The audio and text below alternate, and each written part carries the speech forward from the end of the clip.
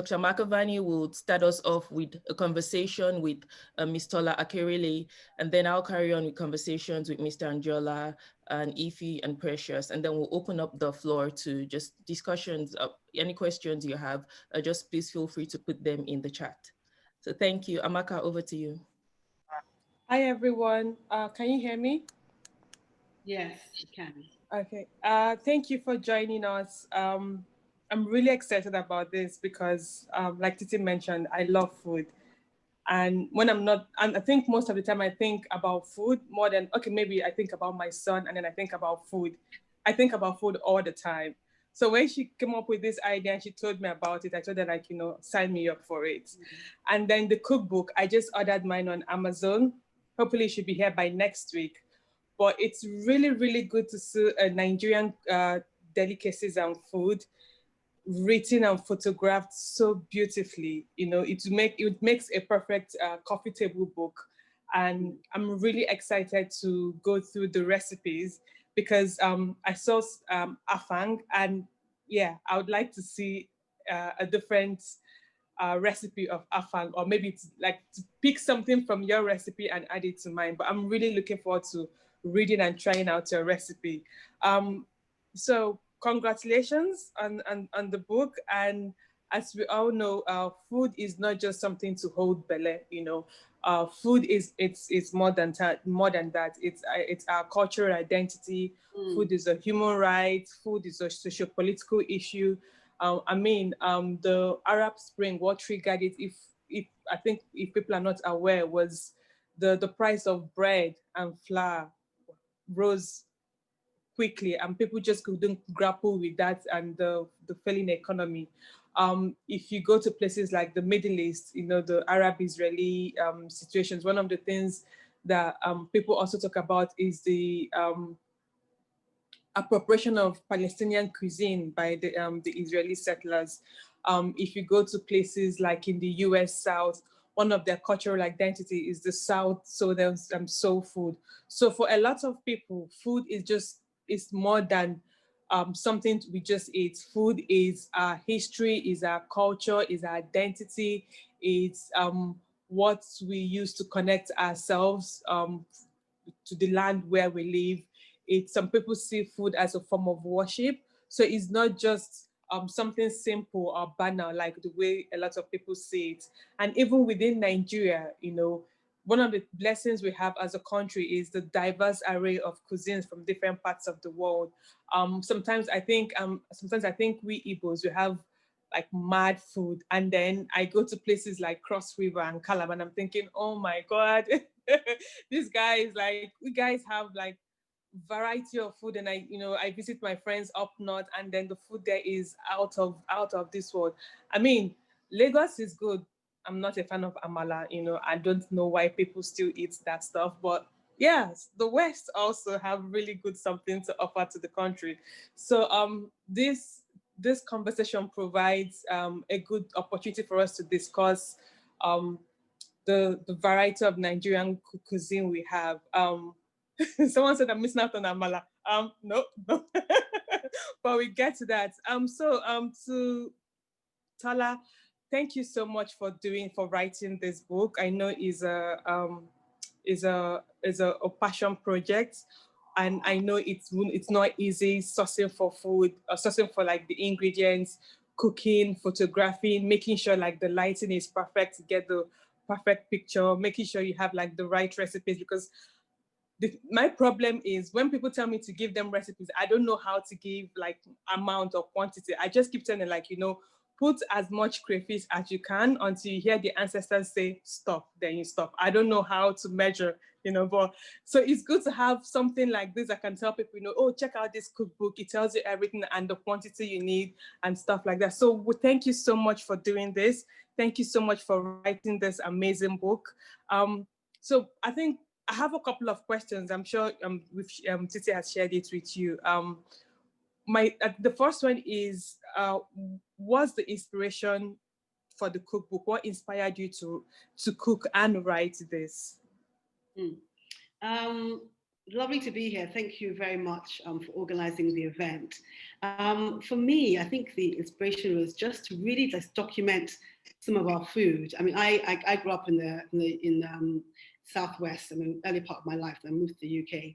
And I had food I had amala, that you don't like, and, we had FOB or ewedu. And so it's only later on in life I got exposed to all these delicious soups you're talking about, from traveling around the country. And so, and obviously what I do as well, I mean, I run a place called Bugubiri, which is like a cultural hub in Lagos. And we've been running for many, many years. And it's people come a lot and they really want to have soup and swallow. And we'd be like, and it's a really Afrocentric place as well. They'd be like, we don't have that. And so it was something that was way, way overdue to have an African kitchen, in a soup and swallow kitchen in Bugubiri House. So that's how the Orishirishi kitchen came about. But for me personally, it was because I grew up over there.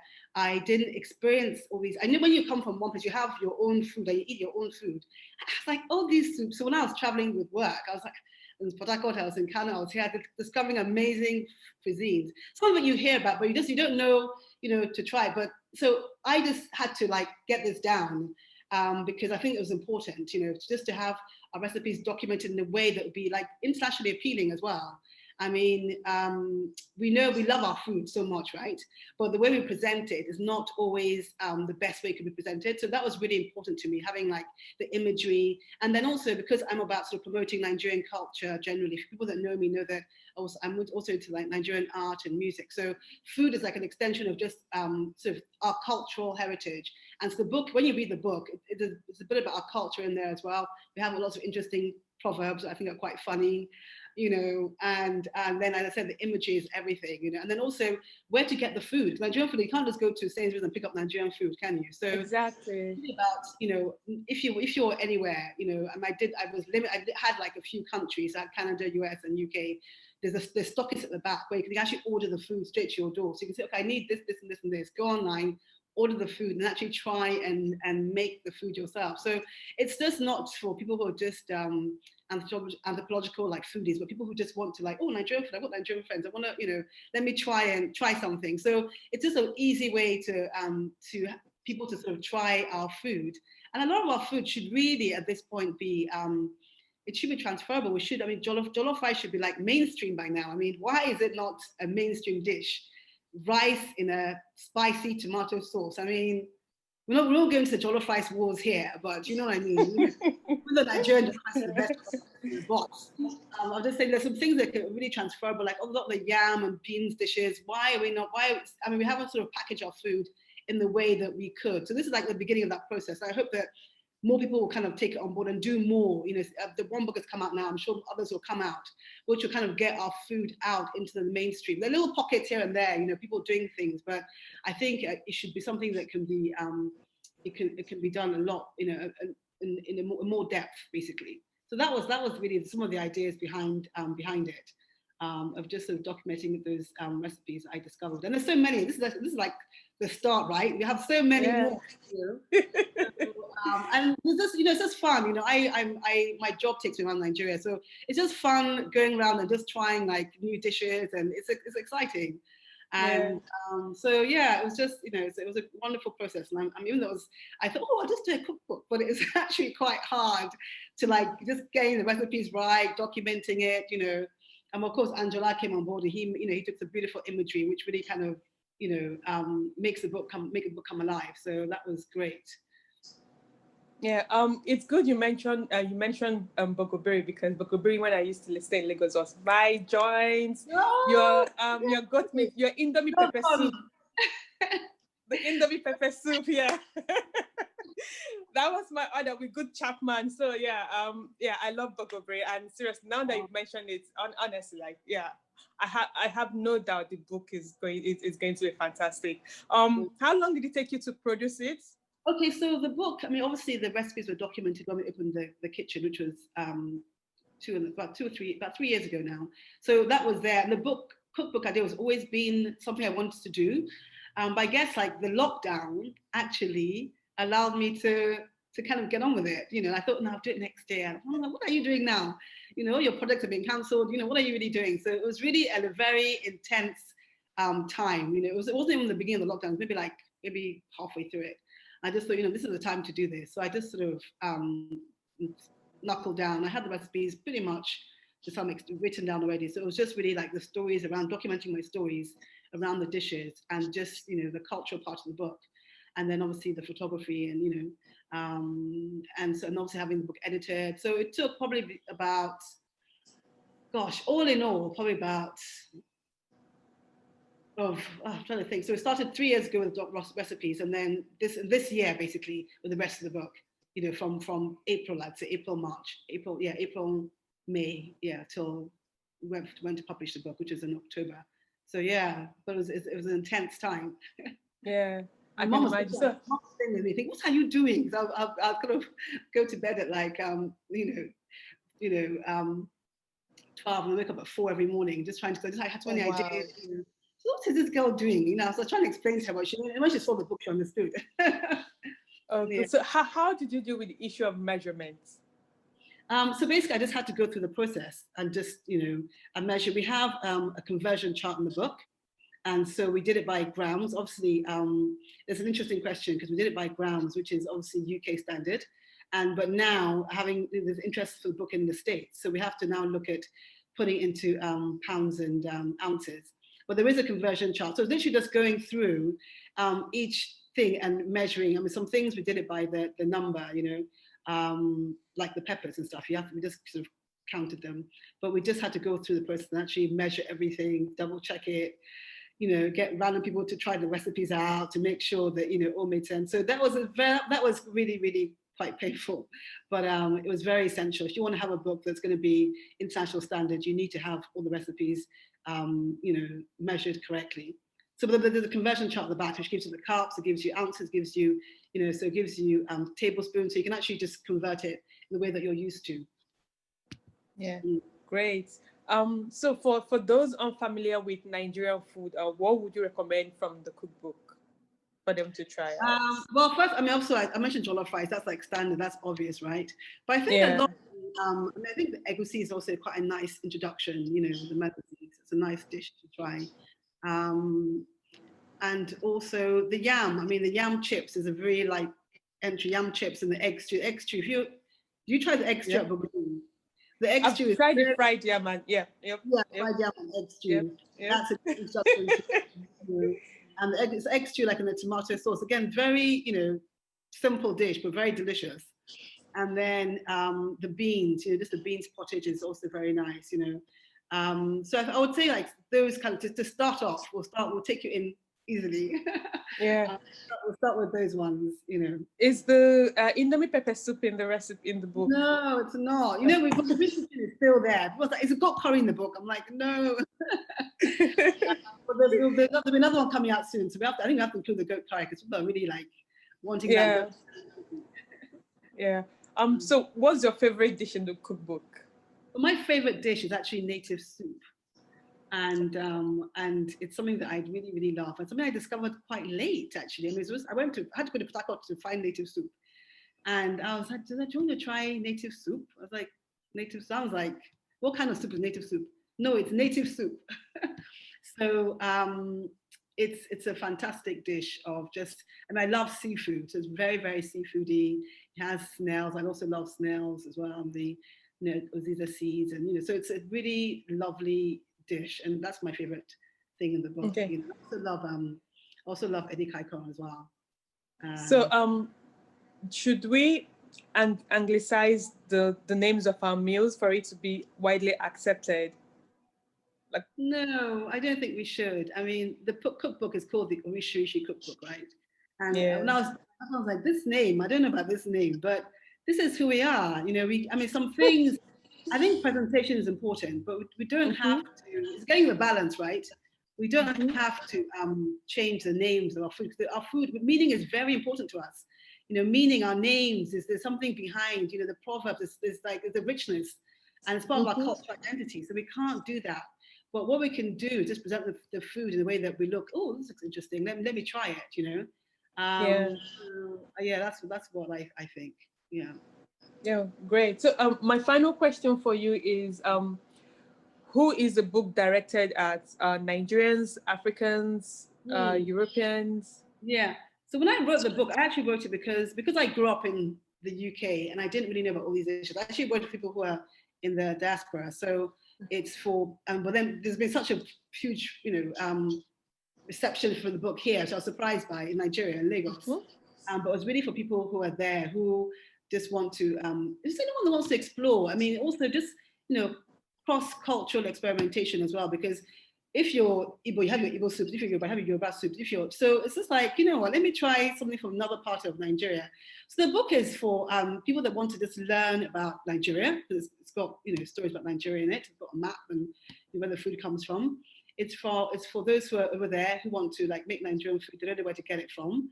And it's for, it's for anyone that who's interested in Nigerian culture, basically. And if you don't even want to cook, you don't have it on a coffee table. It's actually a nice coffee table book as well. Yeah, so, so that was the initial idea, was for actually people on not necessarily on this side, but on over there. But it's seems to be welcomed, and it's for give your children, give your hubby, let them do some of the cooking. Your mother, she thinks she knows it all. She might like the pictures, Yeah. So it's a book that I think sits well with different groups of people. Yeah. Oh, thank you so much. Thank you so much for writing, because one of the things I plan on doing is just mark some pages and just open it in front of the kitchen. Just hopefully my husband will see it and just get the message that you should try this. Give it to him for Christmas. Then we'll get the message. Yeah. Thank you so much. Thank Titi, you. over to you. Thank you so much, Amaka and Tola, for that excellent conversation. So one of the opening proverbs here is, one who eats alone cannot discuss the taste of food with others. True. Okay, great, thank you. Next, we move to Anjola. So the story I wanted to say about photography was, my siblings that are here on this call as well will know that I have many passions. So I like to try out different things. So one time I said I was going to try out photography, and I found like a really good photographer. And he said, okay, the first step for learning would be for me to learn on the job. So I was going to go to an event with him. And I went for this wedding. And I stood throughout the wedding and I wasn't offered any food or drink. And that was the day I ran away from the learning. But I also made a promise that any photographer or anyone that comes to work during that event, that I would feed them. So Anjola, could you please tell us about food photography? Hi, Titilayo. Hello, everyone. My name is Anjola and it's super great to be here. Food photography, wow. Okay, so food photography is a big thing, like globally. It's people know it from a more commercial side of it. So the likes of Pepsi, the likes of Tesco, the likes of Coca-Cola, those are the people that really take photography seriously because of their brands, and whatever message that they're pushing, it has to be original, right? But food photography began to take shape in terms of lower, I don't want to say lower people, but like it became very accessible to everybody, like recently. So like in the early 2000s, people began to take food seriously. So food photography seriously. So whenever they have like for example, a restaurant, if they want to do like a flyer or they want to do like something, they just call a photographer to, come take pictures of the food and stuff. But for me, I started photography in 2018, but I started taking it seriously this year. I'm just immediately after the lockdown happened. And photography is very new in Nigeria. There are like very few of us that have been really, it's such a niche aspect of photography, niche out. So very few people really understand what it is, and there are very few of us in Nigeria at the moment. Okay, excellent. Can I ask what inspired you then? Okay, so I used to have a blog, right? And I was visiting different places in Lagos and just eating out, and taking pictures with my phone. So one day I was sourcing for images to use on my website at the time, And I mean, it just sparked an interest. Like, I mean, there are people that take these pictures nowadays. So I mean, two words, food and photography. So I decided to Google and, like, I just found the food industry online, different people, different results, and I started clicking on those things. One of the things that I clicked on YouTube channel where I discovered this individual that was, that was what's it called? That was doing, I was educating people about food photography, and that's how I, picked it up. So the inspiration came from, the need. Can you hear me? Yes, we can hear you. Okay, so the inspiration came from the need to tell the Nigerian story, the African food story. That's where the inspiration came from. And you know what? I looked online and I tried to Google jollof rice. And I think majority of the images that I saw was, a dish of jollof rice on a white background, a dish of maybe amala on a white background. It was strictly white background.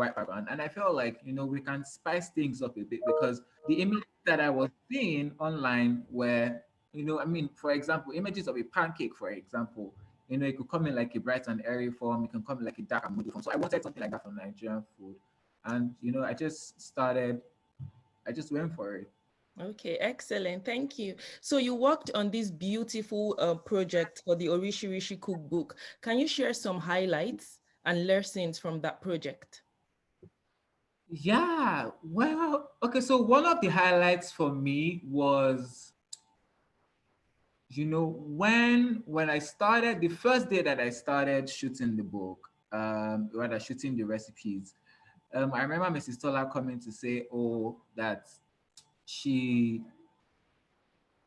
the creative direction was good, but she wanted something a bit different, and I looked at it and I was like, I think this is the time where I have to push myself and I have to challenge myself. you know I was limited by, in terms of where to find props and where to find materials to use for the projects, like plates and all those things. So the next morning, very early in the morning, I went to Lagos Island. If you're not familiar with Lagos Island is like a market in the Lagos Island part of Lagos. And I went there from one shop to the other trying to look for the props, because in my mind I'm like, I didn't understand the gravity of what I was doing, but I just knew that I needed to do a good job and I wanted to do a good job. So that was the highlight for me. Just going in there and getting those things and then coming back to use those things to tell the story for the book. As I know that was a very good one for me. And one of the things that I took away from this project was that we need this kind of thing. We need Nigerian food is not well represented, right? And we need people to tell that story. I discovered that there are loads of people in the UK, somebody says, oh, it's a grandma's kitchen cookbook, or they say it's a, what's it called? You know, Gordon Ramsay's Eat Clean Eat, something just, we need that for Nigeria. And that's how those people are able to push their cultures to the world. That's how we are able to know about the UK culture. That's how we are about to know about the English culture. That's how we are about to know about the American culture, because we read books, and we need more books that tell the Nigerian story, not just on the internet. I mean, it's good to consume video content, but we also need books, because you can preserve book.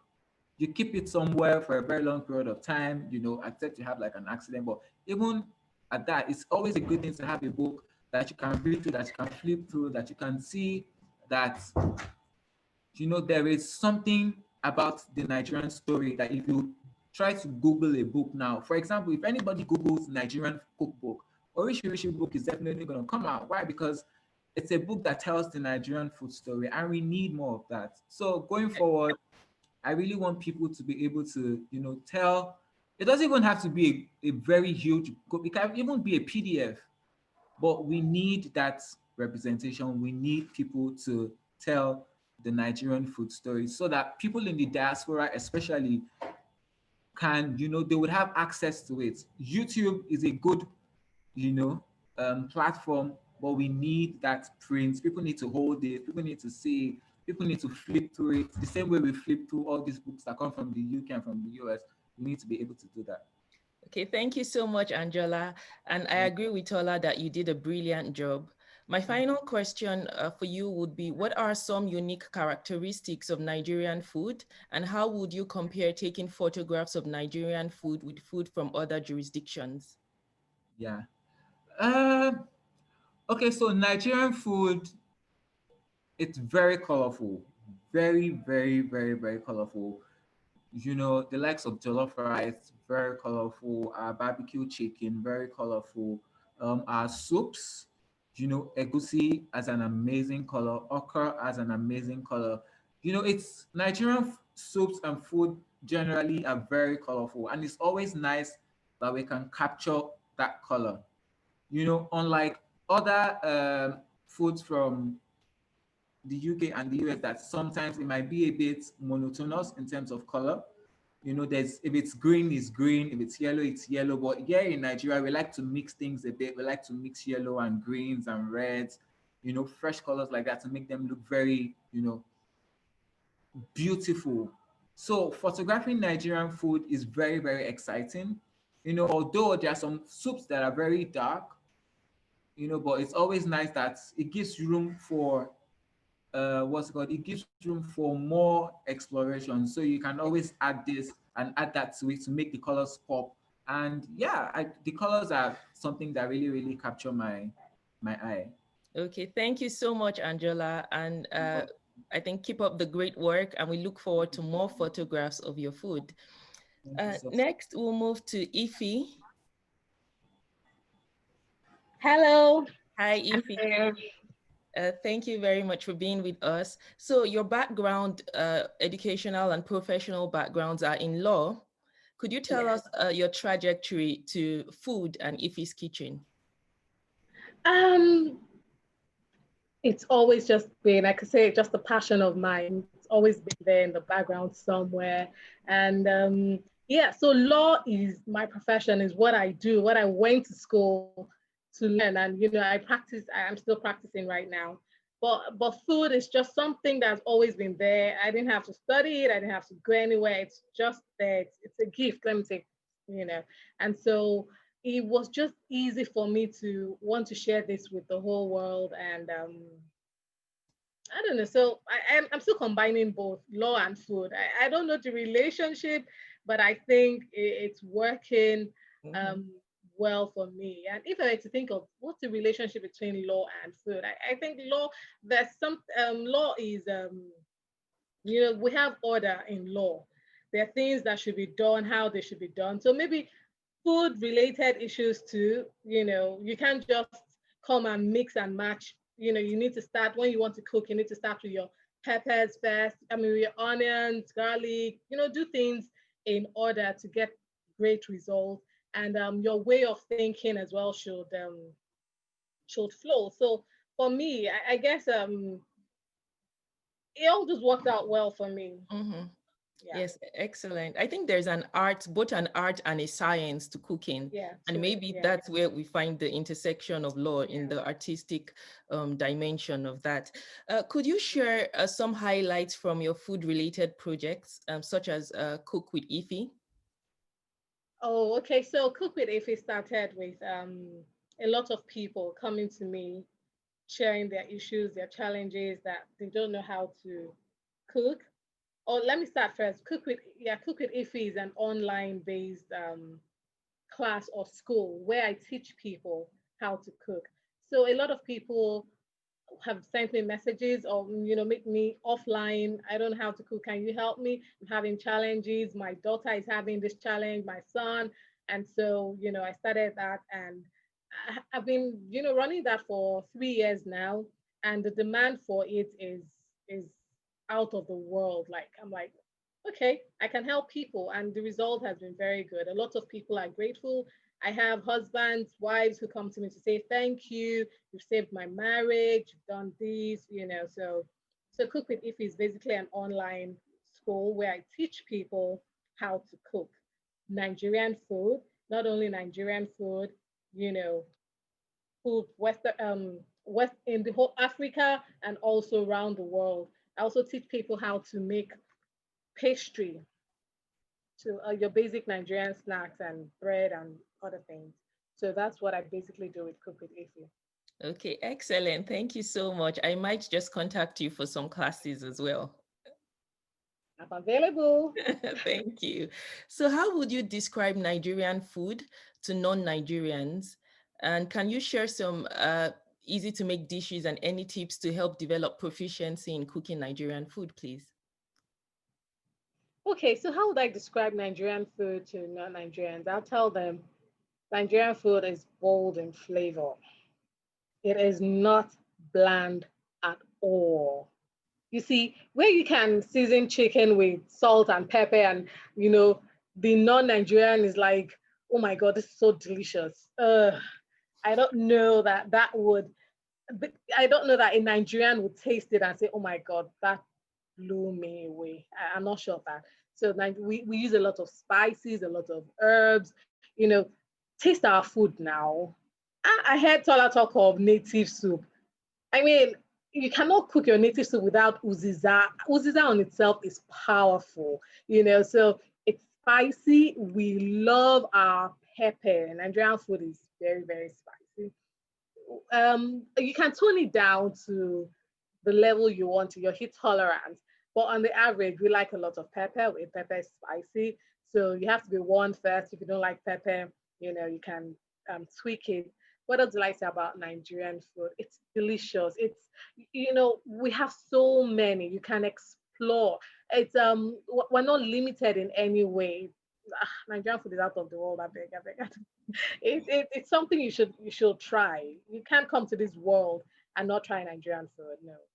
Quote Try from, it, then quote from say, Ify. oh, I didn't enjoy it. It's better that way than never trying it. Okay, so quote from Ify, you can't come to this world without trying Nigerian food. That's a tweetable quote. No, it's not good.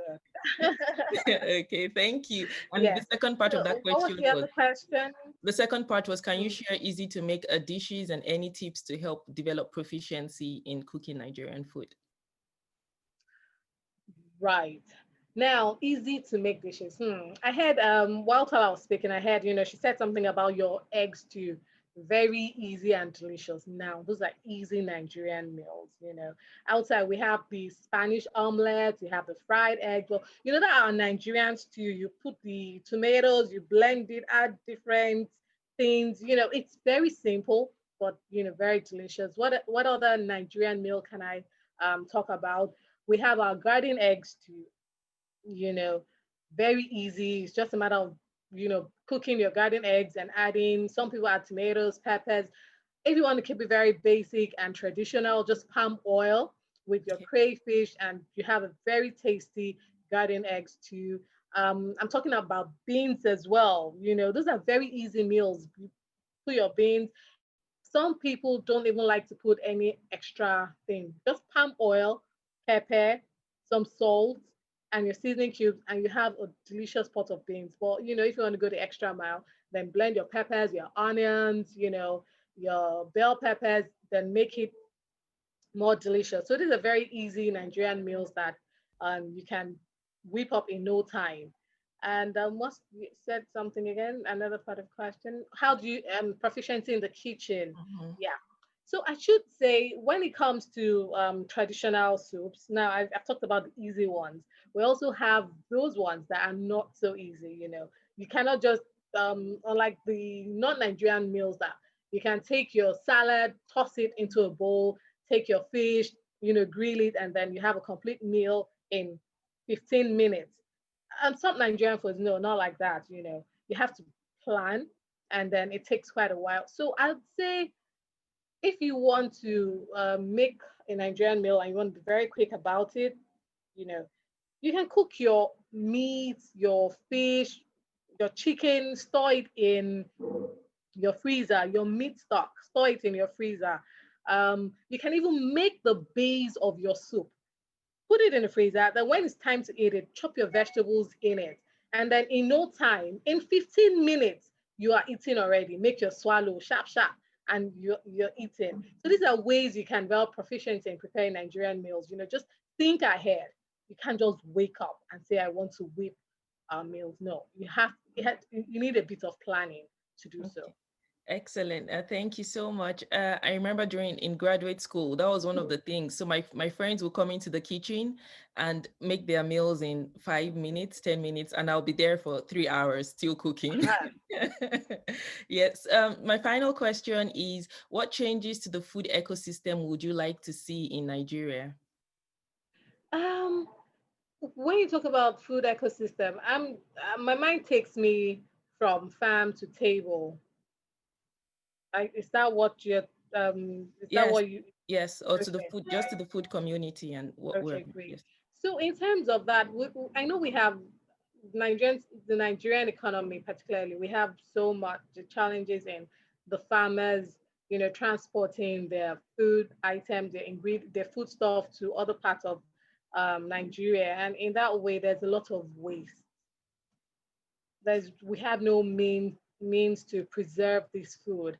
And you see, in other countries, you see some food that are available all year round. They have perfected the act of storing their food, but even the seasonal food, you can get it in other seasons. But in Nigeria, once this is the season, outside the season, you cannot get that food item. So it's something I'd like to see change, that we can preserve our food, we can transport our food, to all parts of Nigeria. And then the middleman, who takes the food from the farmers to the final consumer, that it's a little bit more structured, and then food is accessible to everybody at a reduced rate. So if we can handle all these challenges, I think, it'll be better for us in Nigeria. Oh, thank you so much, Ify. It was just excellent to hear your thoughts and to see your passion around food. Thank you. Thank you. Oh, before I go, I want to say congratulations to Tola on her book, Orishirishi. I haven't been opportune to get a copy yet. I will get a copy, but I've just seen, copies of it on social media. It looks beautiful, and it looks very, very eye-catching. And I want to say congratulations to you on that one. Thank you so much, Ify. And Tola, would you like to respond? Thank you very much. I was just writing in the chat, but thank you very much, Ify. And I think you're doing a fantastic job as well. So hopefully we'll get Nigerian food out there, people appreciating. So thank you so much for those kind comments. Thank you. Okay. So thank you so much. We've talked with Tola, with Anjola, and Ify. And our final panelist is Precious Adebanjo, and she's going to be talking to us about the legal dimensions of our conversations around food. So you might think it's disjointed when we talk about food and photography, but then there are lots of intellectual property issues that arise from this. So my first question for Precious would be, how did you get interested in the niche area of food and agriculture law? Thank you, Titi. Well, I've always liked food, and I'm a lawyer, so I suppose you could say it was inevitable. But my interest in food and agriculture law actually started from an interest in law and development. So like, how can law support development efforts, particularly food security? And the policy, laws, regulations that we have in the food and agricultural sector have a direct impact on hunger and food security, because they affect things like food prices, innovation, biodiversity, or even trade and business. So my interest in food security led me to the area of food and agriculture law, and I currently work in this area. Okay, thank you, Precious. And so we've discussed the Orishirishi cookbook, photography, and Nigerian dishes. Could you please just tell us some of the intellectual property issues that arise from these? Okay, so to fit within the time, I'll just highlight the types of intellectual property protection that could apply to the things that we've discussed. So I'll start with copyright. So copyright protects like literary works, musical works, artistic works, and then films, sound recordings, and broadcasts. And the requirement for protection is that sufficient effort has to have been expended on the work to make it original. So some of the things that we covered are a bit more straightforward than others. So for instance, the photographs that are taken by Pastry Boy Studios, they are automatically protected by copyright. There's no need for a separate registration, and no one else has the right to copy or adapt or distribute them without permission. The content on Ife's Kitchen blog would be protected as a literary work also. But when you come down to the individual recipes that Ife's Kitchen puts out, or in the Orishirishi cookbook, then it gets a bit more complex. So the Orishirishi cookbook itself is covered by copyright. So I mean, on that basis, no one can just photocopy and distribute the book. But when it comes to the individual recipes in the book, it's a different story. Now, in jurisdictions where this has been tested, and the same reasoning would apply to Nigeria, courts have stated that recipes are not protected by copyright because they are not creative elaborations. They are seen as something functional. So like it's simply a list of ingredients and then the directions for combining those ingredients. With a Nigerian meal, you may have a list of ingredients like palm oil, smoked fish, locust beans, ground pepper, and then instructions for frying this up together. That's seen by the courts as just a statement of existing facts or just a procedure for doing something, and then that's not original. It's not a creative work. There was a US case that involved a cookbook for Danone yogurt, so recipes that could be made with that type of yogurt. And then the court stated that it was just a statement of existing facts, the individual recipes in that book, and so it could not be protected by copyright. Now, going by the rationale of that case, it could be different where the recipe involves more than just a list of instructions. So if it includes a creative narrative, like if it weaves in stories about the food or witty instructions, for instance, I heard the Orishirishi cookbook has some information on the origin of the meals, like the background, where it's from. So something like that could be considered to be a creative work, depending on circumstances, because it's more than just, a list of ingredients. So that's it for copyright. Now, if you want a recipe to be protected, it might be better to use trade secrets than copyright. So for instance, if you really don't want anybody to use your recipe, then trade secrets might be more appropriate. With a trade secret, which is another type of IP protection, the protection is for undisclosed information. So that's something that has been kept a secret and it has commercial value, right? So in Nigeria, there's no specific trade secret act or legislation, unlike somewhere like the US, but the courts could rely on contract law, tort, and similar common law principles to deal with trade secrets. A popular well-kept secret, for instance, is the Coca-Cola Formula. Nobody knows what's the secret ingredient that makes Coca-Cola and different from other similar beverages. Or in the fast food industry, for instance, the KFC original recipe for fried chicken is reportedly a secret mix of ingredients that has 11 herbs and spices. So recipes can be protected this way. And an advantage to trade secrets is that the protection doesn't expire. Unlike other forms of IP protection that have a time limit, this can be kept a secret forever.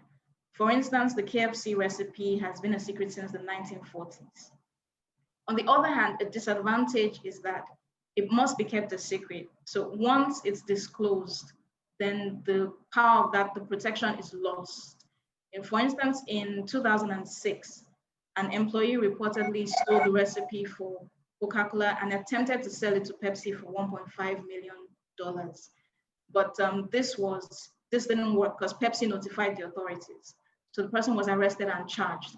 But assuming that had worked, then a trade secret that had been kept secret for several decades would have been lost at that moment. And so to protect a recipe, for instance, by trade secret, you need to make an effort to keep it a secret. For instance, KFC reportedly only makes the recipe, discloses the recipe to those that are involved in, directly involved in producing it. And the recipe itself is kept in a closely guarded vault. Only a few employees are aware of the context, and they are also bound by confidentiality agreements. So trade secrets need to be teamed up with contracts like non-disclosure agreements. Right, so I'll move on to the next one, which is trademarks. Trademarks protect names, signs, words, 3D shapes, and similar features that distinguish your product.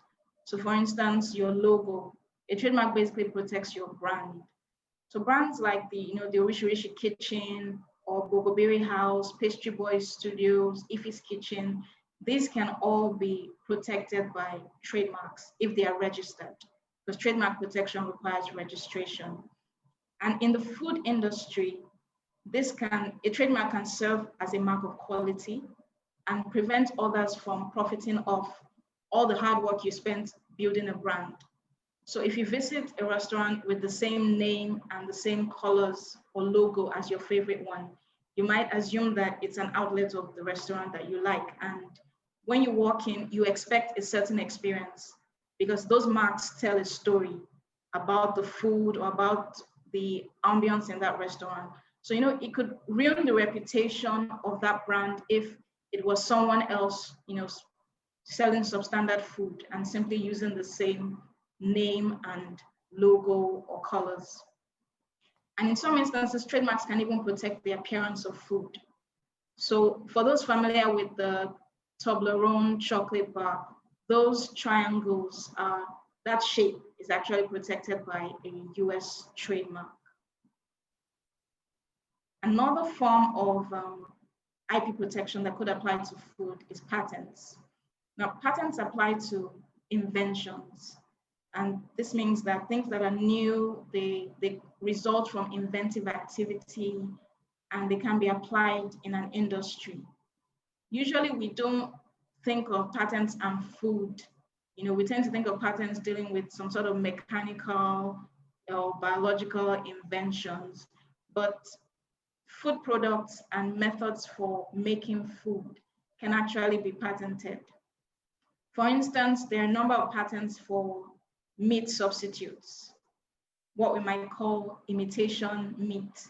And this is probably due to a focus on healthier eating.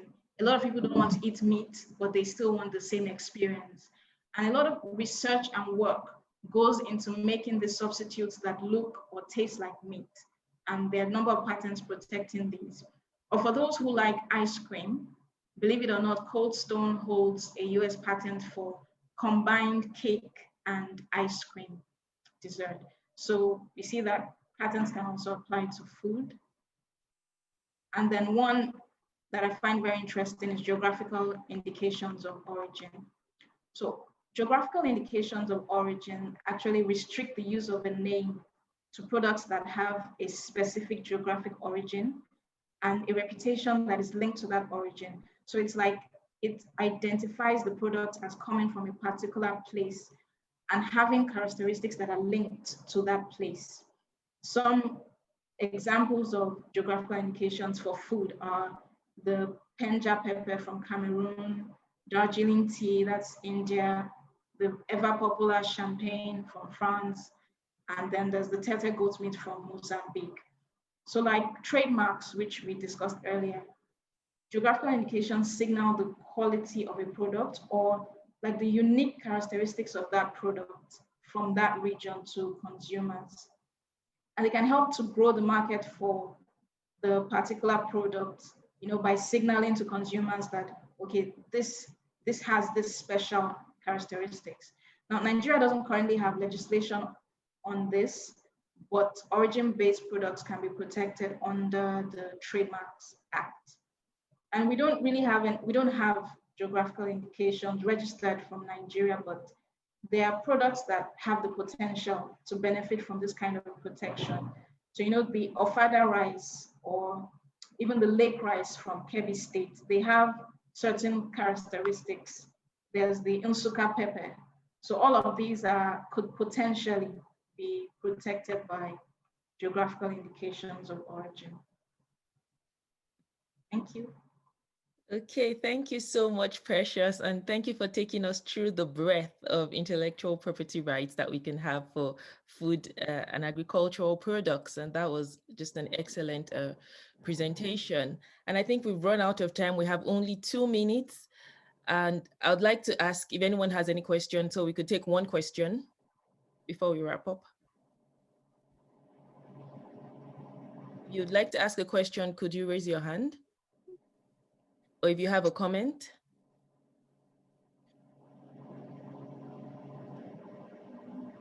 Jollof rice and geographical indications. Precious, would you like to take that? Can we have a GI for jollof rice?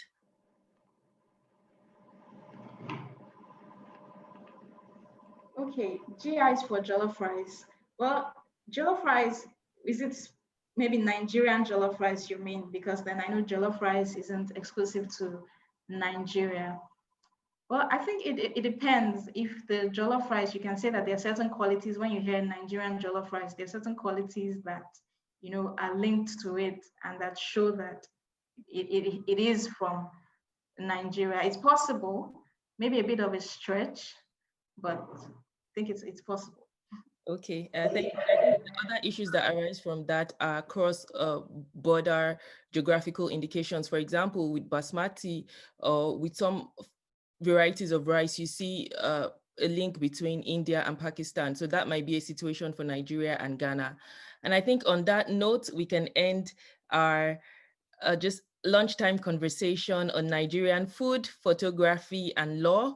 I'll put a link for those that are interested in purchasing the Orishirishi cookbook, which I have my copy here, and I would encourage everyone to please purchase their copies. I've put a link here, so please do purchase yours. And I'd like to thank all our speakers, Ms. Tola Akerele, Mr. Anjola, Awosika, Ms. Ifi, Mogekwu, Ms. Precious Adebanjo, my co-moderator, Dr. Amaka, Vanni, and all our participants. Thank you so much for spending this afternoon with us. And we look forward to further conversations about Nigerian food. Thank you.